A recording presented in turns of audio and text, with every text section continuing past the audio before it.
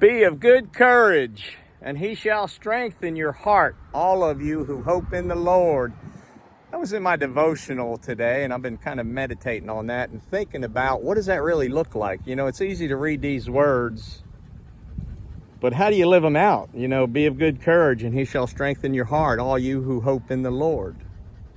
I'm going to read a couple more that are on a similar vein. You know, that was out of Psalms 31:24. This is out of Joshua. We've all heard this before. Have I not commanded you? Be strong and courageous. Do not be afraid. Do not be discouraged, for the Lord your God will be with you wherever you go.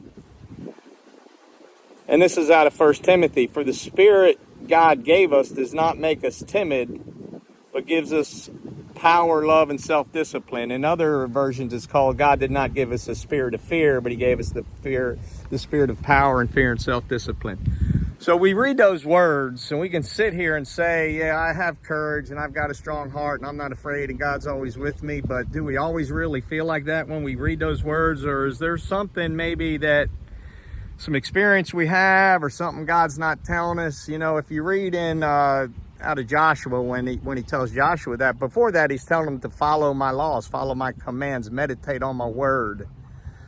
So that's always one good thing. In the psalm I read, he tells us to hope in him. So God gives us some instructions in his word. When he gives us those promises, he always gives us instructions too. We just got to look for them and then follow them out. But the other thing that hit me today kind of hit me when I was at the bank. You know, I'm at the bank and I've known these people at the bank for a long time, and there's been some changes going on in some businesses. So now they're meeting one of my partners, and she was telling me how nice he is and how much she likes him.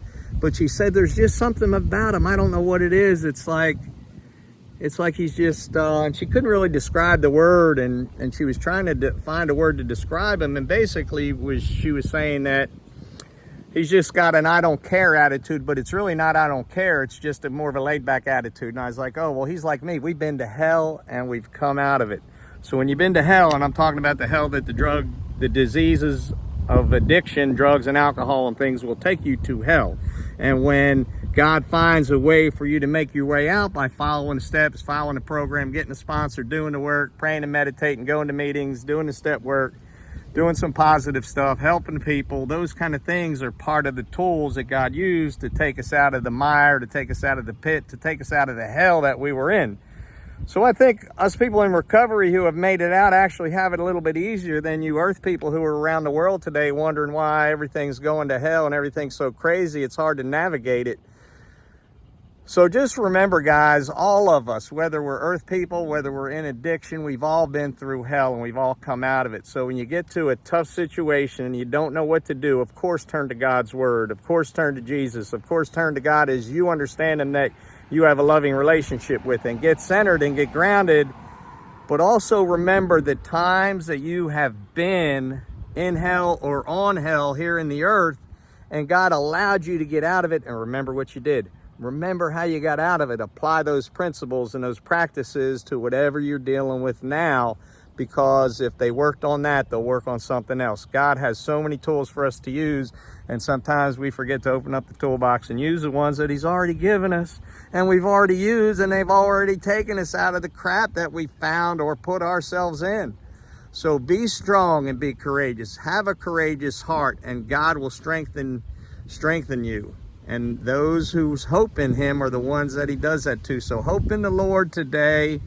Take some time and remember what you came out of, and be thankful for where you are. And next time you're in a pile of crap, or you're in a tough spot, or you feel like there's no answer, go back and return to the things you did that first got you out of that pile of muck and mire that you were in, and use those tools, those things, that word, whatever it is, go back and use it again. We've been given the tools.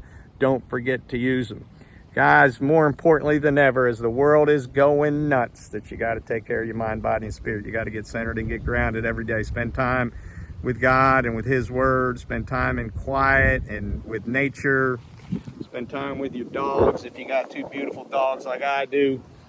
But just remember to take care of your mind, body, and spirit so that you can better love God, love yourselves, and be in better position to love others. So a peace officer prayer goes out to you and all the world today. God, fill me with peace, love, and compassion. God, fill my family and friends with peace, love, and compassion. God, fill all the earth and all of humanity with peace, love, and compassion. God bless America. God bless the world. Peace officers out.